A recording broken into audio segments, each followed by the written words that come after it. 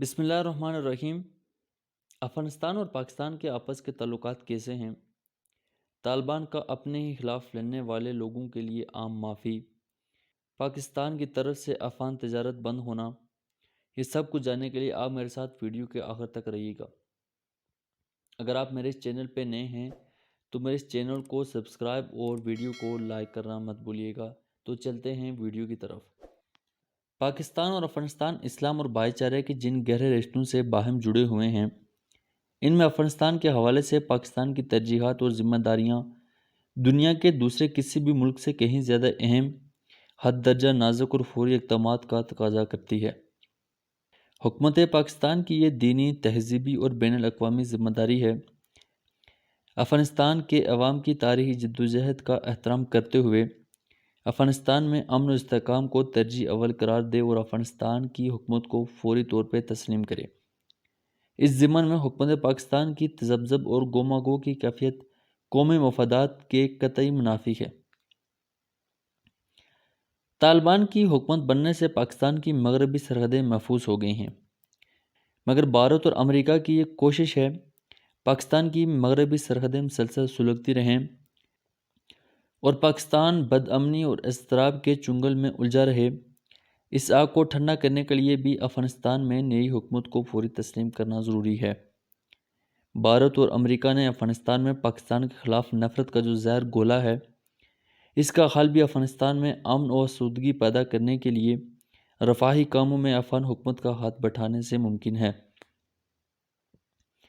طالبان کی یہ کامیابی کسی ملک کے خلاف جارحیت نہیں ہے اور کسی جائز حکومت کے خلاف بغاوت بھی نہیں ہے، بلکہ انہوں نے اپنی حکومت کے ناجائز خاتمے کو 20 برس بعد مشیت الہی سے پلٹ دیا ہے، جس سے افغانیوں کو اور امت مسلمہ کو خدا کے حضور سجدہ ریز ہونا چاہیے۔ طالبان حکومت کی طرف سے اپنے ہم وطن غداروں، قاتلوں اور اپنے خلاف لڑنے والے کرائے کے فوجیوں اور جاسوسوں کے لیے عام معافی کا اعلان نے عصر حاضر کی بین الاقوامی تاریخ میں ایک ناقابل فراموش مثال قائم کی ہے۔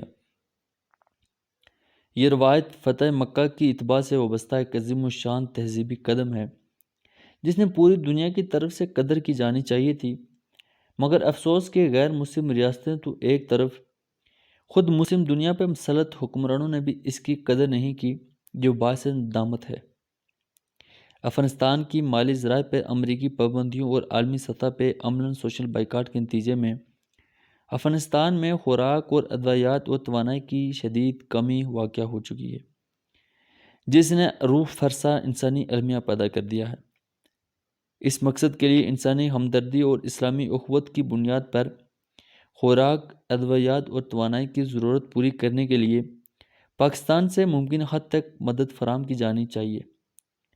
پہلے اشتراکی روسی فوجیوں نے اور پھر افغان تنظیموں کی خانہ جنگی نے، اس کے بعد امریکی اور نیٹو افواج نے افغانستان کے بچے کچے نظام زندگی اور ڈھانچے کو تباہ کر دیا ہے۔ اس کی بحالی اور تعمیر نو کے لیے عالمی فنڈ قائم کیے جائیں تاکہ مواصلات، توانائی کے ذریعے ہسپتالوں اور تعلیمی اداروں کی تعمیر و مرمت کا کام ہو سکے۔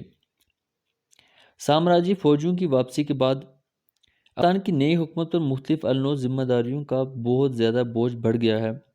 اس سے عہدہ برآ ہونے کے لیے افغان حکومت کو اللہ پہ بھروسہ رکھتے ہوئے اور مشاورت کی روح کو زندہ کرتے ہوئے انتھک محنت، تدبیر اور دور اندیشی کی ضرورت ہے تاکہ ملک میں امن و امان قائم رہے۔ افغانستان خشکی میں گھرا ہوا ایک ملک ہے جس کے لیے تجارت کا سب سے بڑا اور سستا راستہ پاکستان ہے۔